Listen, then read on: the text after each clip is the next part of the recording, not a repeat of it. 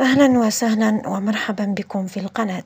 إذا بعد تحصله على مفاتيح السكن الجديد واستفادتهم من منزل جديد، ها هو اليوم الطالب الذي يدرس على ضوء الشمعة يصرح قائلا: تفوقي أولا هو كنت متكال على الله عز وجل، والظروف ما خممتش فيها أبدا أنها تكون حاجز ليا، ولذلك كنت دائما مهتم بالدراسة فقط والراجع دائما، والظروف قاع وضعها جانبا، فقط أدرس وأجتهد من أجل التفوق.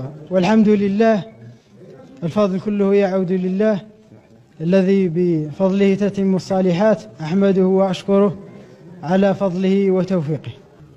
يعني أتمنى أن بالطبع أن أكمل مشواري الدراسي يعني في التعليم العالي، وربما الإعلام الآلي أو العلوم